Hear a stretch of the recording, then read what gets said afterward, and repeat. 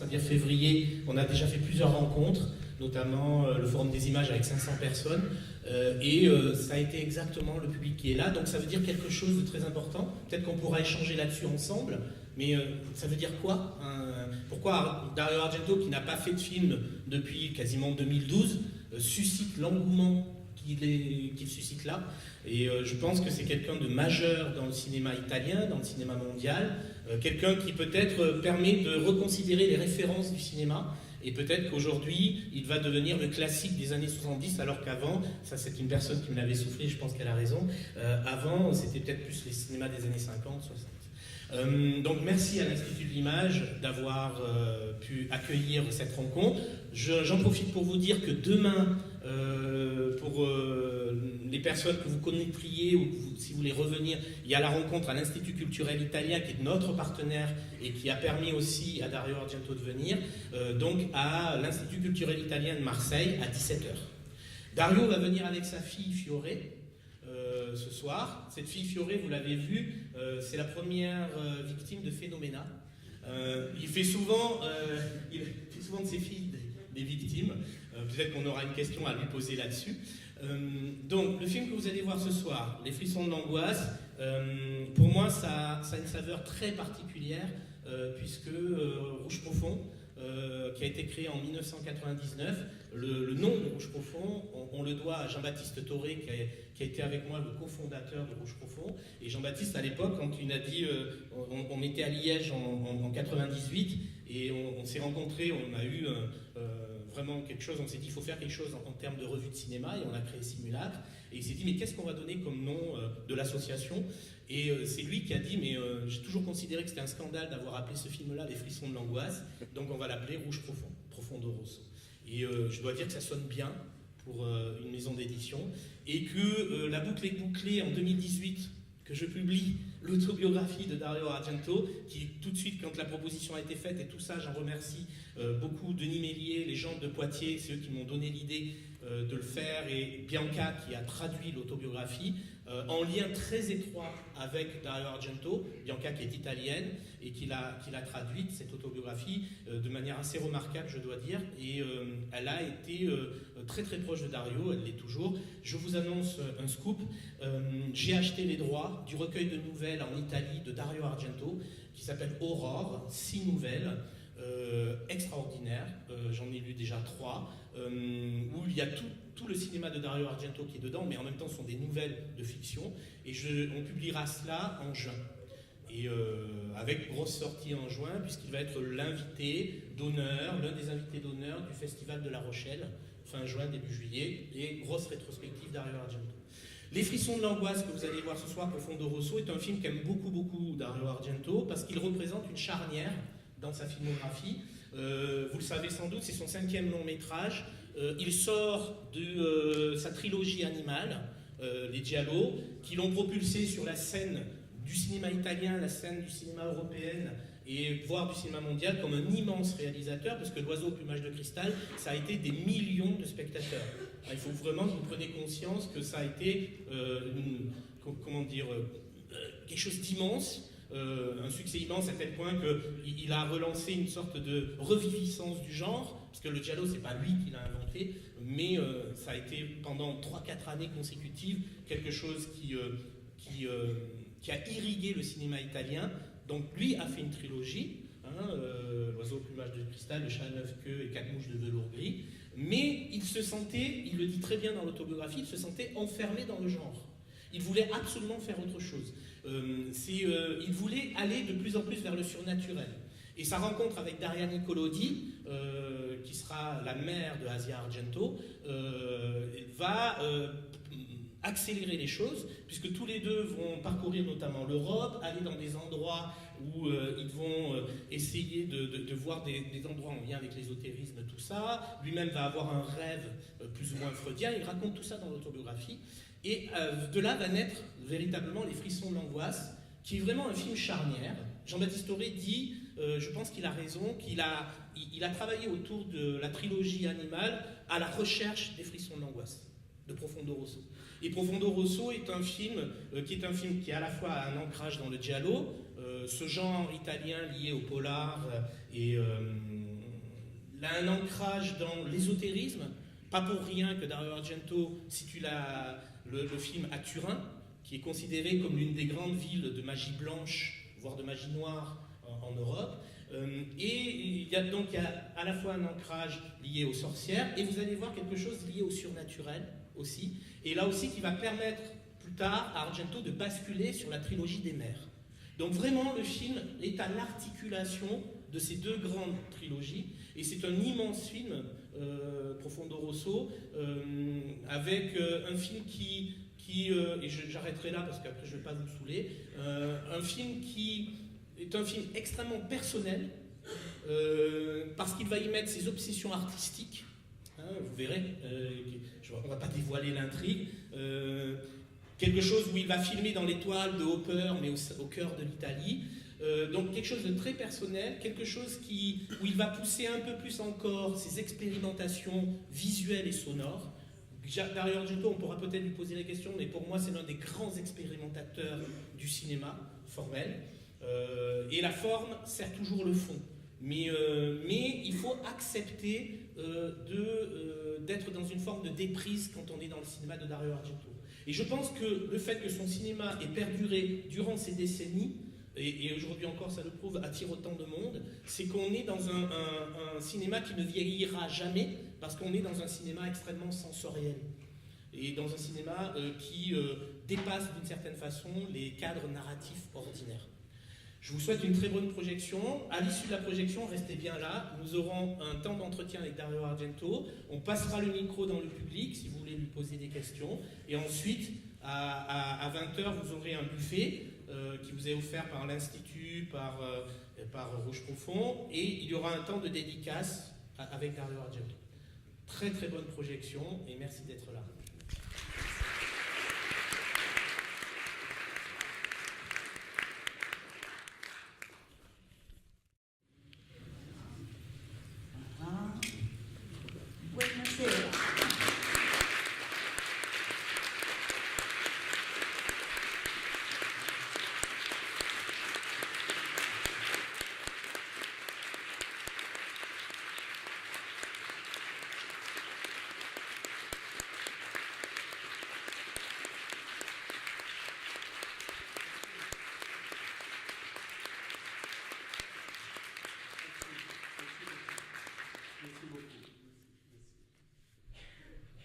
Merci vraiment de votre présence si nombreuse.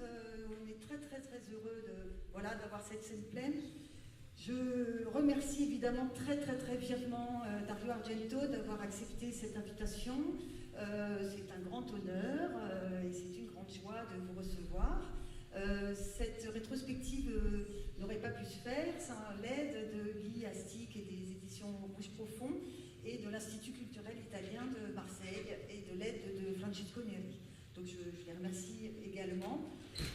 Cette salle, depuis 30 ans, a organisé de nombreuses rétrospectives, et notamment du cinéma italien, mais vous manquiez au Panthéon des grands cinéastes qui ont été montrés ici. Donc on est d'autant plus heureux de pouvoir enfin vous rendre cet hommage. Voilà, je ne vais pas être plus longue, on va laisser Guy Astic mener la rencontre avec vous pour à peu près une demi-heure d'échange, et après on pourra vous donner la parole pour poser des questions au maestro. Voilà, merci encore.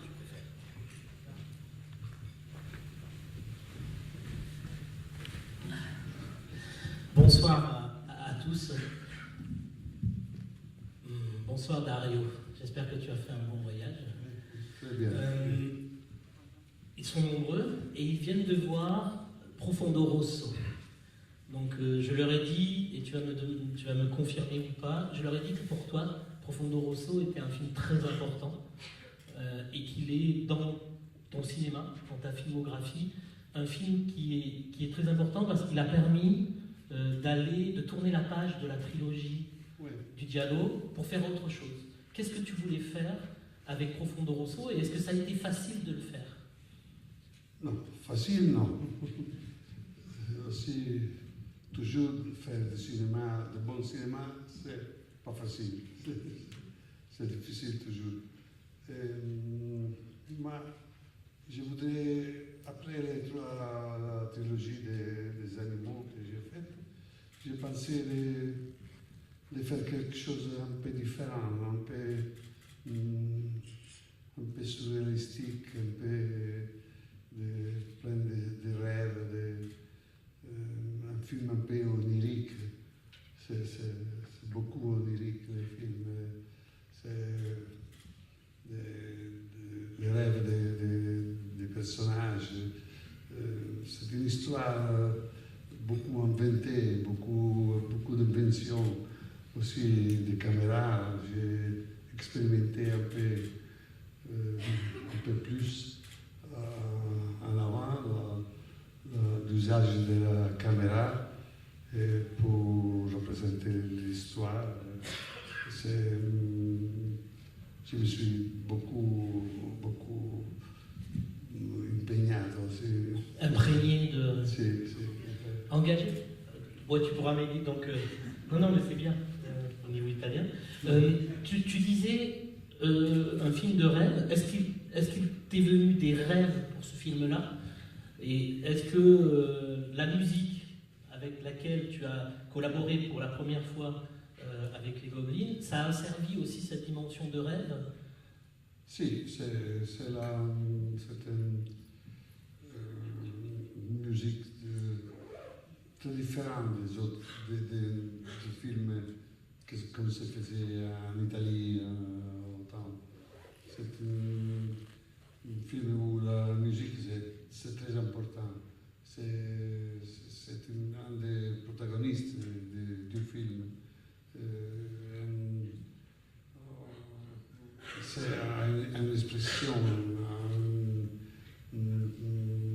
poussée. Nous avons fait cette musique pendant les tournages du film. Pendant les tournages, ils faisaient la musique un peu, ils venaient la nuit chez moi.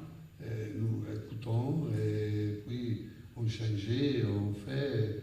Puis la musique, ça s'est fait dans une façon très différente des autres films parce que c'est fait comme la musique des groupes rock. On était enserrés dans une grande salle de musique.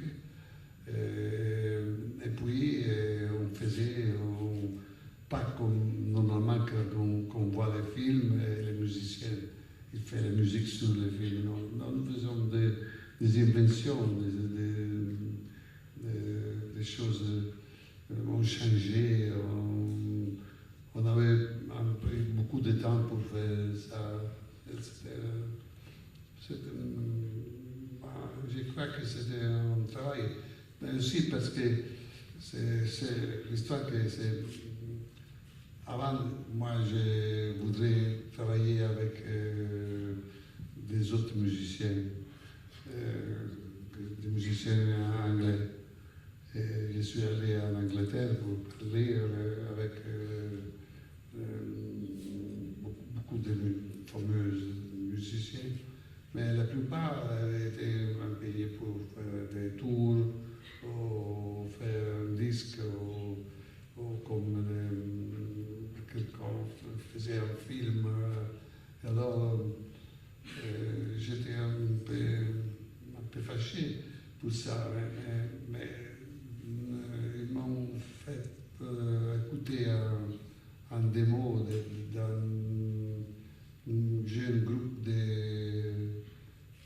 garçons, parce qu'ils sont à peine sortis du conservatoire, ils sont très jeunes, et enthousiastes aussi de travailler de ça. Et ça, on se voit dans les films, qu'il y a cet enthousiasme, cette chose qu'il faut faire fort, il faut s'imprégner à faire encore mieux. Alors,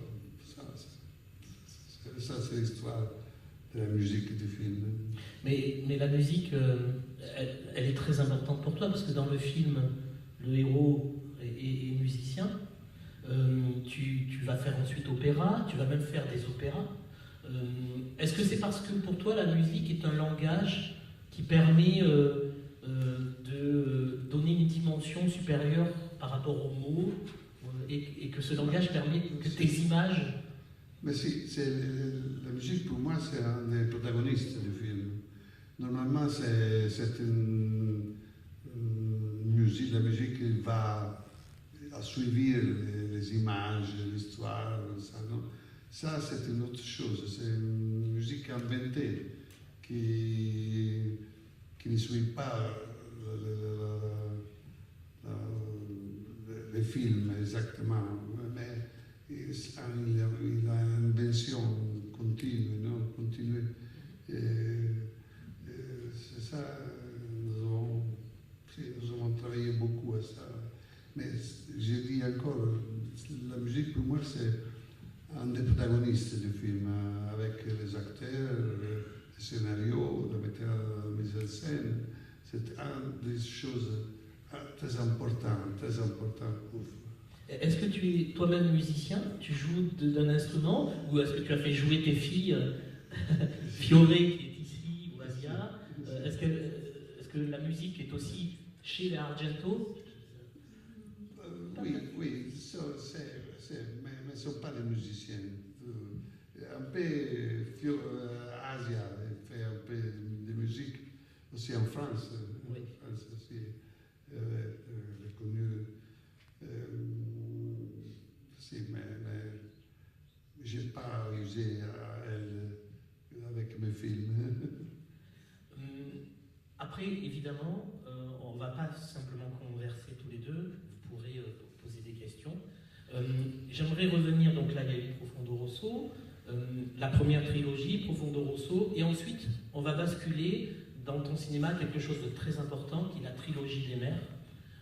Et là aussi j'ai l'impression, dis-moi si je me trompe, mais que Profondo Rosso préparait aussi le basculement vers quelque chose d'encore plus surnaturel. Si, mais j'avais pensé que c'était le moment de changer, de faire un grand changement vraiment profond et de me souvenir des films que moi j'aimais beaucoup. Films d'horreur, non? Que moi j'aime beaucoup, et aussi les livres. Ces films-là d'horreur et les livres, c'est quoi par exemple? Quels sont tes...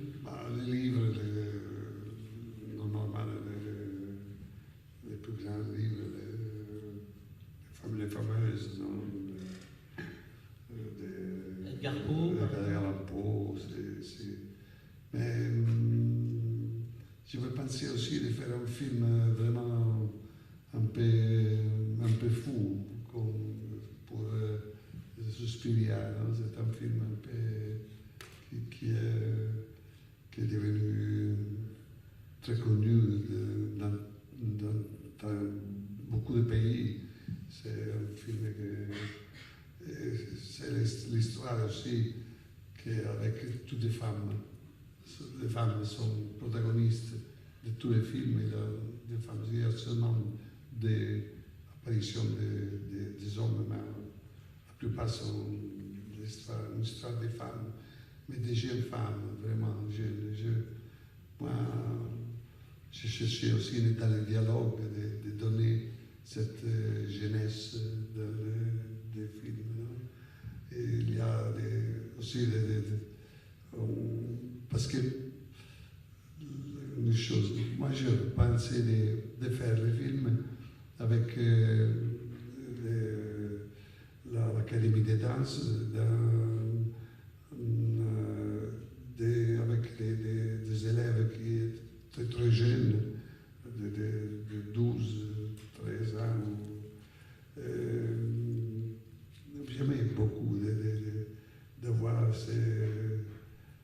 cette congrès de jeunes filles. Mais la distribution n'a pas voulu ça, absolument pas. Parce qu'elle disait que les films sur les jeunes, le public n'aimait pas. Pour moi, c'est pas juste. Il l'aime. Alors, les dialogues sont des dialogues des jeunes femmes, ne sont pas des dialogues des adultes. On comprend que cette histoire, non? Je vais faire aussi il y a les portes, non? Les greniers Avec un peu comme les petites, non? C'est pas ici, mais c'est ici. Et ça, c'est une chose que quelqu'un il comprend, quelqu'un n'a pas compris. Mais il y a beaucoup de choses dans mes films que les gens ne comprennent pas. Oui. Si, mais ce sont des choses symboliques un peu. Le plus symbolique de mes films, c'est Inferno, naturellement. Que c'était vraiment un film que quand j'avais fait avec les Américains ce film. Et alors, quand le film s'est fini, j'étais à Hollywood et j'ai vu le film avec la présidente de la 20th Century Fox, qui s'appelle Shelley Lansing, qui aujourd'hui c'est... nous avons vu le film. Elle était tout le temps sérieuse, très sérieuse. J'étais près d'elle, moi je dis qu'est-ce qui se passe. Et à la fin, elle dit, je n'avais pas compris le film, je n'avais compris presque rien. Pourquoi tout comment si dice indovinelli? Comment on dit indovinelli? Les devinettes. Les devinettes. Les devinettes. Les devinettes. Pourquoi c'est toutes ces devinettes? Et vous n'expliquez pas la signification des devinettes. Moi, je pensais que c'est le public à chercher le vrai secret, non? Les secrets, les mystères, tout ça. C'est un film très mystérieux, l'Inferno, la deuxième partie de Traumer. Et dans Suspiriato aussi, il y a des choses symboliques qu'il faut un peu penser pour comprendre vraiment les significations de tout ça. Ah oui, tu es un cinéaste du mystère, pas un cinéaste de l'énigme. C'est pas la même chose. Et d'ailleurs, dans le mystère, il y a peut-être aussi autre chose que tu creuses, que tu vas chercher, ce sont les villes. C'est-à-dire qu'en permanence, là, ils ont vu Turin. J'ai l'impression que le mystère, tu vas le chercher au cœur des pierres, dans les maisons, dans les rues, Rome. Qu'est-ce qui t'a amené à ça? Parce que quand on pense architecture et cinéma italien, on pense souvent à Antonioni. Mais moi, quand on pense cinéma et architecture, je pense aussi à Dario Argento. Qu'est-ce qui t'a amené vers... Moi, je suis un grand admirateur d'Antonioni, qui était un architecte. Et alors, tous ces films sont beaucoup sur les palais, non, l'architecture, les rues. Moi aussi, j'ai suivi cette rue de représenter pour moi, les maisons sont comme... sont pas seulement une maison. Les maisons qui sont dans les plus importantes maisons qui sont dans mes films, ils sont quelque chose un monde qui, avec toutes ces représentations, tous ces dessins, les couloirs, non, les grands couloirs qui sont dans tous mes films. Que quand même me demandait pourquoi tous ces couloirs dans ces films, pourquoi tous ces escaliers, pourquoi je ne sais pas. Non, je sais pourquoi, parce que le couloir, c'est... Le passage. C'est le passage, c'est comme entrer dans une porte mystérieuse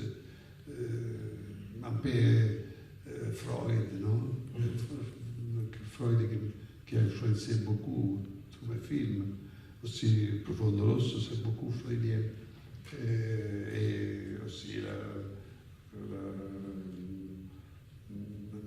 Suspiria, c'est un film très freudien. Opéra aussi. Opéra la plus Opéra, c'est un film qui, quand il est sorti, n'a pas été compris, vraiment. Il y avait trop de musique, peut-être. Il y avait les prennent de musique de première scène jusqu'à la fin. C'est une folie de musique de tous les types, non? De l'opéra, d'aujourd'hui, de l'ambiance music, comment ça s'appelle les musiciens de ambiance, ça s'appelle comment ça s'appelle? Non, c'est un ami à moi aussi. On y reviendra. Non, c'est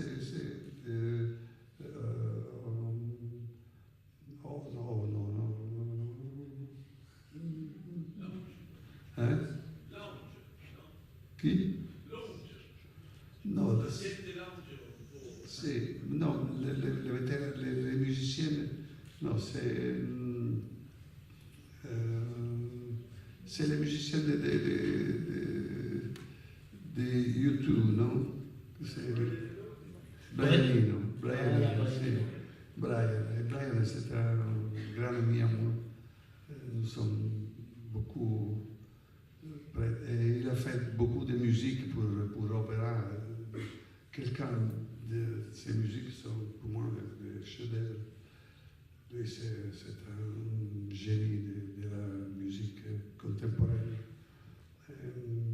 Mais aussi, pour la musique contemporaine, par exemple, j'ai travaillé avec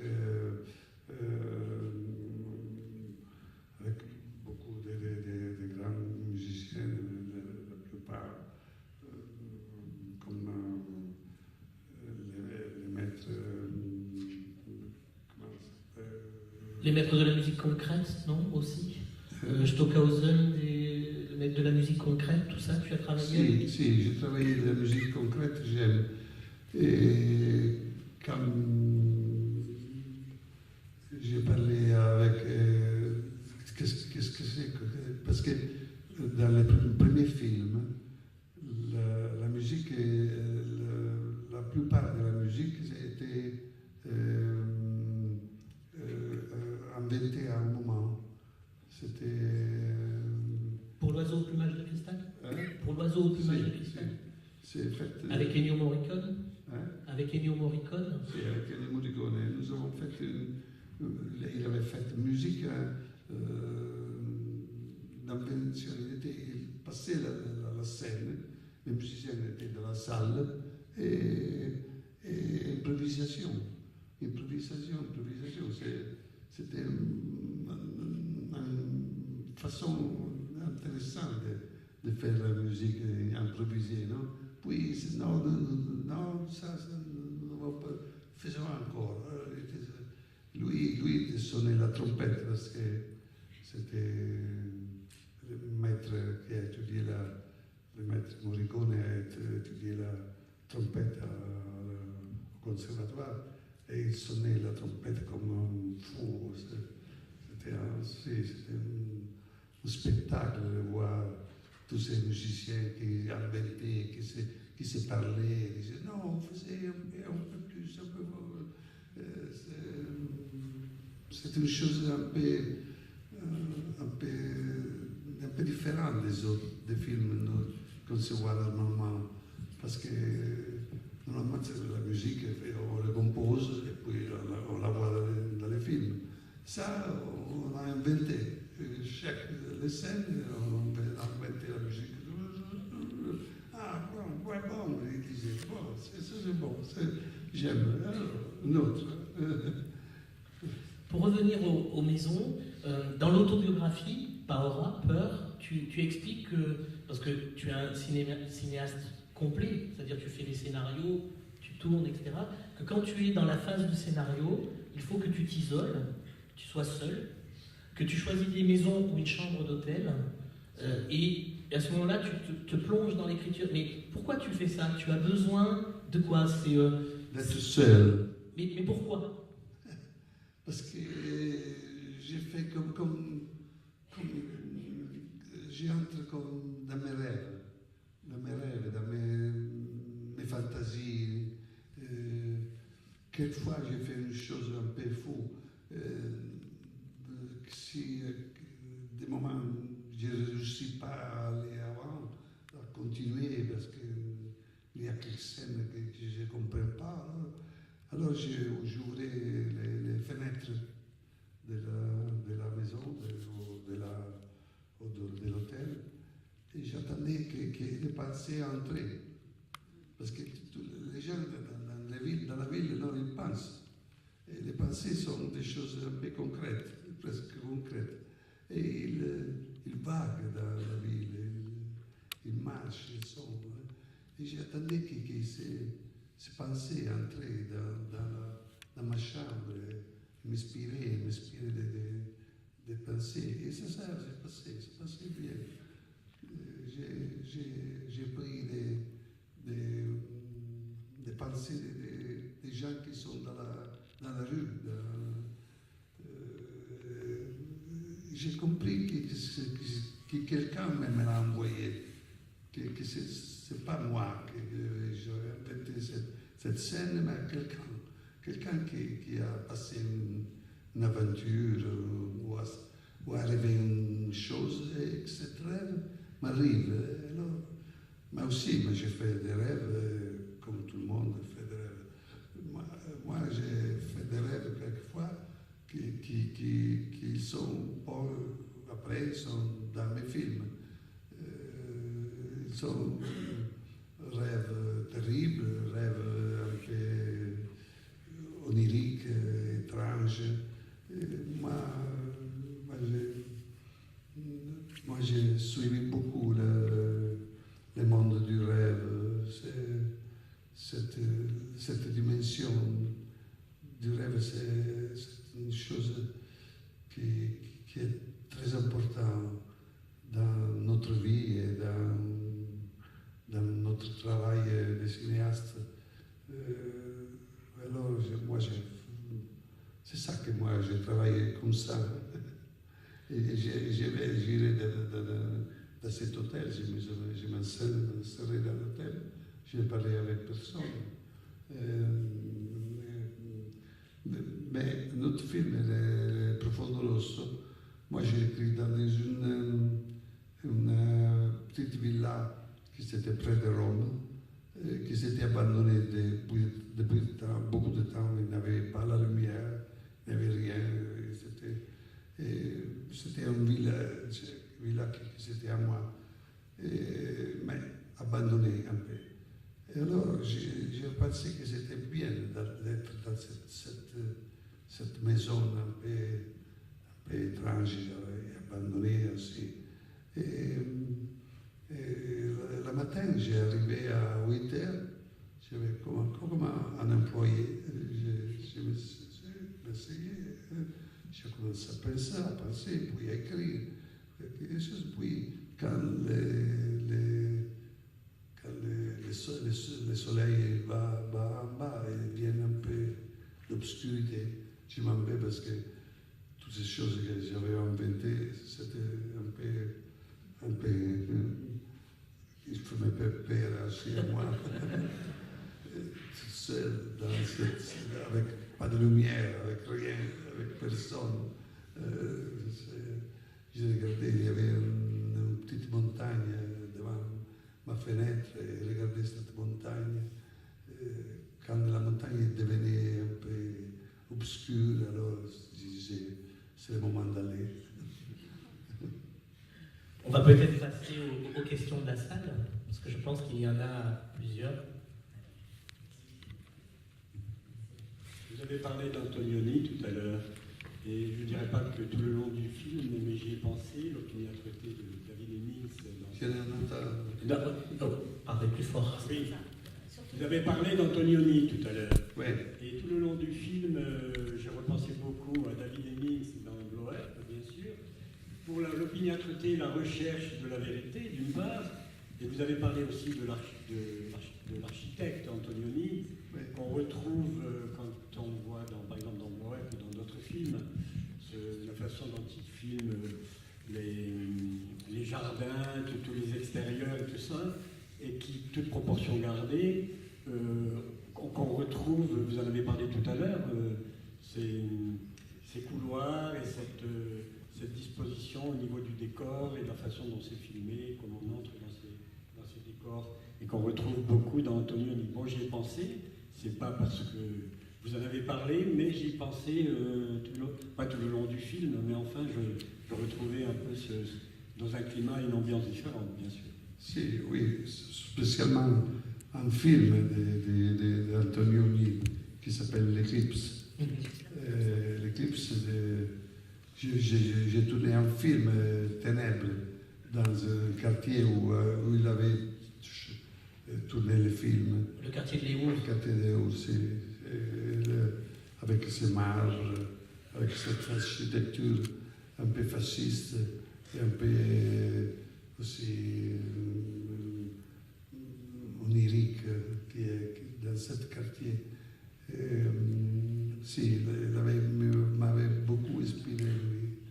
Lui, c'est un grand homme, mais comme la plupart des grands metteurs en scène, je ne parle pas des Américains, parce que les Américains ont une industrie qui pousse les films.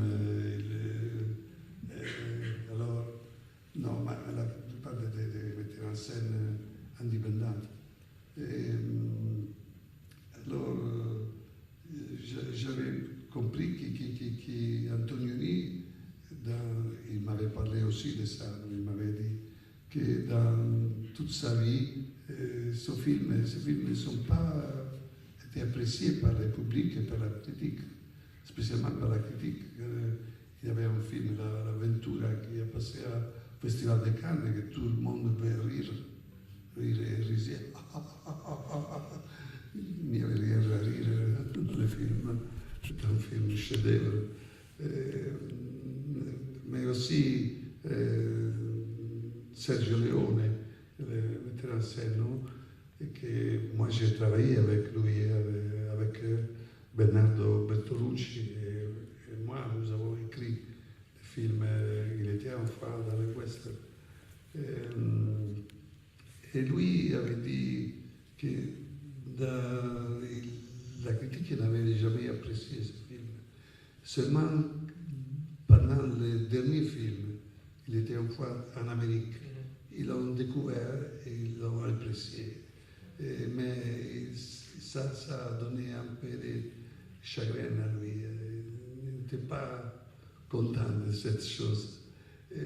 Seulement après, tout le monde avait dit ah, c'était un grand metteur en scène, c'était un vrai géant. Et c'était magnifique de travailler avec lui, avec Bernardo. Nous étions très jeunes, de 22 ans. Aussi, la choix de prendre de très jeunes pour faire le scénario d'un film important, très gros.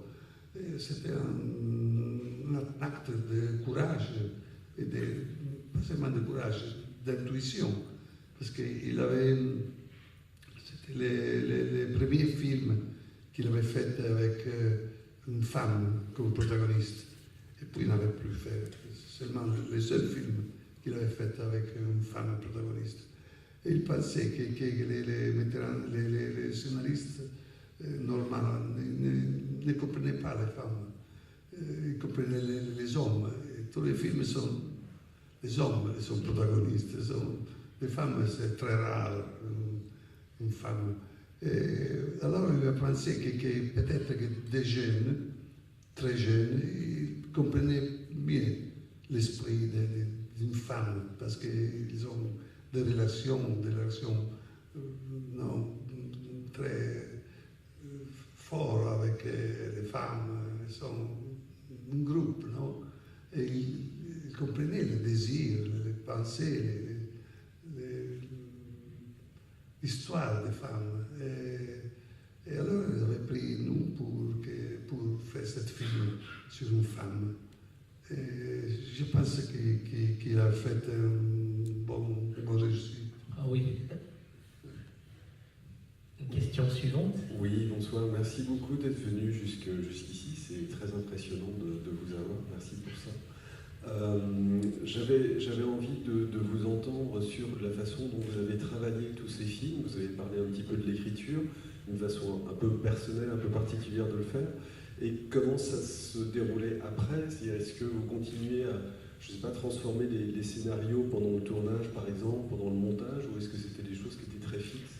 J'avais envie de vous entendre un peu parler de votre savoir-faire, de votre façon de construire un film. Moi, je fais des films. Moi, j'écris le scénario. Le scénario, c'est important, c'est la base. Comme disait Pudovkin, non, c'est la base du film. Sans le scénario, le film devient une folie. Puis, il va inventer. Je vais inventer dans les ambiances, non? Les acteurs. Chaque soirée, quand le film est fini, je dis à les acteurs, please, quand vous allez à la maison, please, pensez à moi. Pensez au film, à la scène de demain. Pensez, parce que moi, je voudrais quelque chose de vous, quelque chose de profond qui vient de votre âme. Et je voudrais que vous inventez aussi avec moi les films. Parce que je ne suis pas comme Hitchcock qui disait que les acteurs sont des bétails. Non, je pense que les acteurs, ils sont importants dans le film. Ils donnent son âme, non? Quand ils sont bons. Quand ils ne sont pas bons, il faut changer peut-être. mais je disais que, par exemple, quand je travaillais avec ma fille Asia, j'avais fait 5 films avec elle. Et chaque soirée, nous allons manger ensemble. Et nous parlons du film, parlons de les scènes. Et je disais à elle, quand tu entres dans ta maison, tu vas au lit, avant de dormir, pense au film, pense que la scène de demain, qu'est-ce que tu peux apporter de toi, de ta profondité, de tes intérieurs. Ça, c'est ma façon de faire le film. Bonjour Monsieur Argento. Vous avez vendu les droits de Suspiria pour pouvoir faire Sandman. Et donc pour faire Suspiria, ils ont voulu beaucoup s'éloigner de votre influence pour essayer de faire un peu leur œuvre à eux. Est-ce que vous avez pu voir le résultat? Et si c'est le cas, quel est votre avis? Je n'ai pas compris vraiment. Excusez-moi. Votre avis sur le remake de Suspiria qui a été par Guadagnino, le film de Guadagnino, Suspiria. Ah, la vue, ouais. Oui, qu'est-ce que tu en penses? Ne parlons pas de ça. Non, c'est un film qui trahit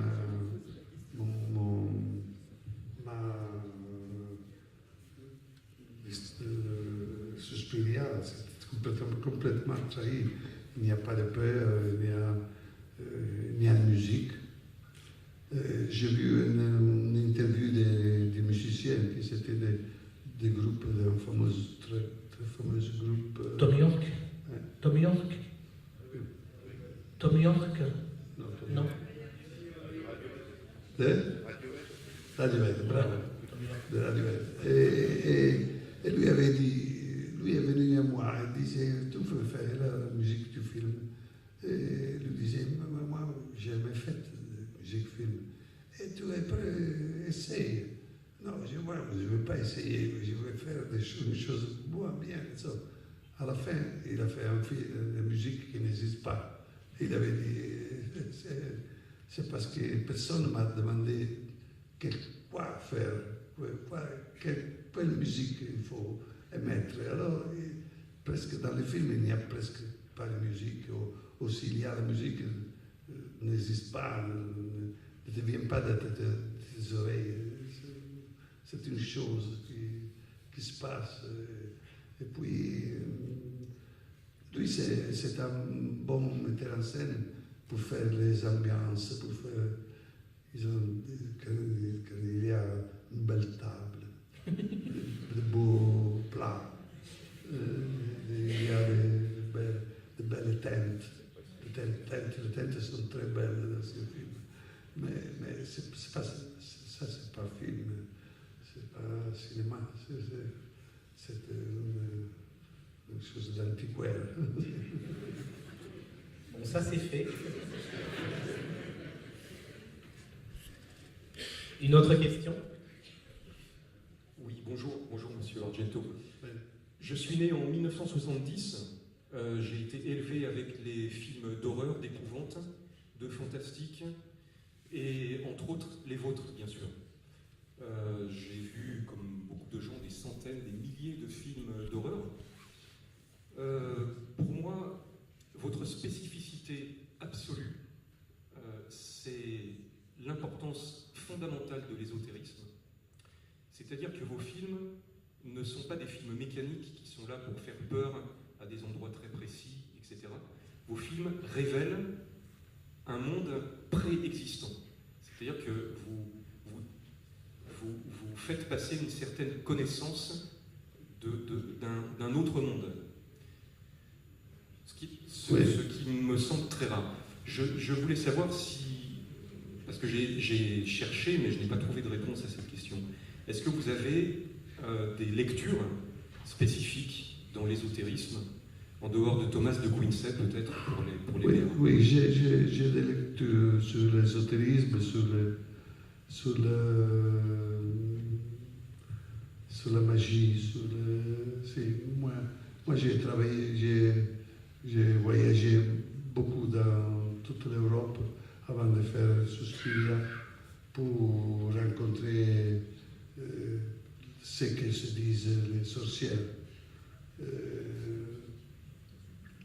Moi, je n'ai pas rencontré de vraies sorcières.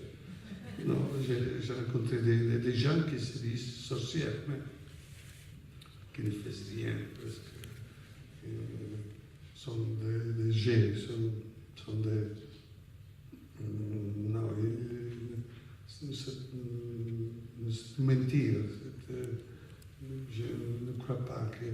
Mais c'est important, le principe de la sorcellerie. C'était une chose, c'était aussi un rêve.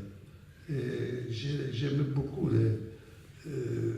la sorcellerie dans les livres, dans la littérature, qui s'est inventée par l'auteur, qui n'était pas un sorcier. Et alors, moi, je me suis inspiré beaucoup de toutes ces choses, des livres, des grands auteurs comme il m'a donné, il y a... Edgar Poe, Fraser. Non, le scénario tu m'as apporté... Jacques Tourneur. Jacques Tourneur, c'est un grand metteur en scène qui a fait plusieurs films, mais 4, 5 sont des chefs-d'œuvre. Moi, je l'ai vu quand j'étais beaucoup plus jeune et je me suis passionné pour ces représentations de la vie.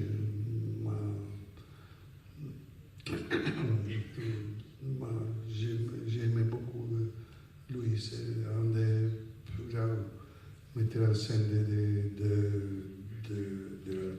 de la peur, du terreur qui sont existés jamais. Oui, parce que Rendez-vous avec la peur de Jacques Tourneur, Rendez-vous avec la peur, il y a vraiment quelque chose autour du livre, ésotérisme. Et pour compléter ce que dit monsieur, il y a une bibliothèque à Rome que tu aimes beaucoup, où il y a beaucoup de livres ésotériques, et qui est dans Inferno, et qui est dans une nouvelle que tu as publiée en Italie. Oui. Je vous annonce que j'ai acheté les droits du recueil de nouvelles de Dario Argento, qui sera publié en français en juin, un recueil de 6 nouvelles, où on retrouve tout l'univers de Dario Argento, et il a fait une nouvelle, donc pour aller dans le sens de monsieur, sur cette bibliothèque qui est très importante, où il y a tous les livres. C'est la bibliothèque angélique. C'est une bibliothèque où sont tous les fameux livres qui étaient interdits par l'Inquisition. Ils sont là. On peut les voir. Si tu as un permis ou tu peux les voir et les lire. Aussi les représentations graphiques. C'était une bibliothèque très mystérieuse. Quand je voulais voir des livres très rares, très importants, il venait une femme avec moi. Nous allons dans une chambre, la femme avec ses gants. Et moi, je ne pouvais pas toucher les livres. Et elle prenait et ouvrait chaque page. J'ai lu, et creusé, un autre livre. Chaque fois avec elle, parce que il y avait une puissance dans ces livres. Une puissance, une chose quelquefois incroyable. L'histoire du diable, l'histoire de la sorcellerie, aussi la sorcellerie dans les anciens Romains. C'est plein de sorcellerie. Il y a un livre important sur ces expériments. Mais ça, c'est la bibliothèque angélique, pas que c'est fait par un grand architecte, Van Vittel,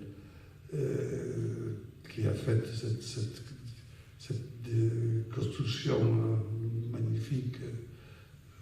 Et il est resté tout égal, absolument, avec tous ces volumes, milliers de volumes, parce que il y a, mais aussi en France, les dimorphes philosophales j'ai vu beaucoup, peut-être vous les connaissez, la cathédrale de Chartres, toutes les autres cathédrales qui sont pleines de mystères, de symboles. Moi, je suis inspiré beaucoup aussi pour les livres qui parlaient de ces fameuses cathédrales. Nous allons prendre une dernière question parce qu'on veut vous laisser le temps de la dédicace. Une dernière question. Bonjour Monsieur Argento. Bonjour. Donc, déjà ravi de vous rencontrer. Un peu comme Monsieur, j'ai grandi avec vos films. Et là, je vais passer sur un sujet encore un peu éloigné du précédent. Parmi tous les grands cinéastes avec qui vous avez travaillé notamment avec Georges Romero. Georges Romero qui nous a quittés l'année dernière. Et avec qui vous avez travaillé sur le film Zombie en tant que monteur. Vous avez fait le montage européen de la version de Zombie. Et vous avez également intégré le groupe Goblin à la musique. Alors, moi j'aimerais savoir, parce que je ne suis pas au courant sur ça, et je pense que tout le monde n'est pas au courant forcément, comment cette collaboration s'est faite et comment est-ce que vous avez eu toute la liberté que vous avez eue pour la version européenne de Zombie. Ok, l'histoire de l'amitié avec moi et Georges, c'est une chose un peu beaucoup de gens ont parlé, ont écrit. Nous sommes devenus amis. Une fois, j'étais à New York, à manger une soirée, tout un coup. Mais parce que lui, c'est très différent de moi. Et c'était bien belle l'échange de pensées que nous avons fait. Puis, il était quelques années qu'il ne faisait pas un film. Et il m'avait demandé, pourquoi nous ne faisons pas un film tous les deux? C'est rare que des metteurs en scène s'est mis ensemble pour faire un film. J'ai dit, c'est vrai, c'est rare, c'est intéressant, on peut le faire. Oui. Il avait une petite histoire, cette histoire des zombies. Et, il avait aussi un ami à lui qui avait ouvert un supermarché, non? C'est grand, comment ça s'appelle? Mall, non? Mall, c'est un mall qui était 40 km de Pittsburgh, mais grand, avec près de il y avait un hôtel, un grand hôtel. Il avait pensé de faire, parce qu'il détestait le consumisme, non? Les gens qui achètent, qui ont cette folie d'acheter, de regarder les produits, tout. Il détestait tout ça. C'était trop. C'est une chose qui vraiment il détestait. Et alors il a fait ce film contre le consumisme, non? Absolument contre. Et nous avons. Parce que lui, c'était à Pittsburgh, il vivait à Pittsburgh toute sa vie. Et j'avais dit, viens à Rome. Peut-être que comme moi, je vais dans les hôtels pour être dans une place différente de ma maison. Tu viens à Rome, c'est un autre pays. Et peut-être que te donne des influences. Et il est venu. Il a écrit les films à Rome. Moi, j'ai collaboré avec lui, sûrement. Puis, on a commencé à tourner. Et lui, il était enthousiaste pour sa femme. Elle disait que c'est la première fois qu'il venait. Il était enthousiaste. Il avait une force, une vivacité. Toute sa vie, puis il a mis sa force. Puis il est disparu il y a quelques années. C'était une chose qui m'a donné une grande douleur. Parce que je voudrais nous avons pensé de faire un autre film ensemble. Nous avons fait 2 films ensemble. Mais un autre peut-être. Mais lui, c'est allé avant de faire ce nouvel expériment, nouvelle aventure ensemble, tous les deux. Bien, mais je crois qu'on va devoir s'arrêter là. De toute façon, Dario Argento présente tout à l'heure Le Fil des Ténèbres et demain, il sera à l'Institut culturel italien de Marseille à 17h pour L'Oiseau au plumage de cristal. Attends, encore un petit peu.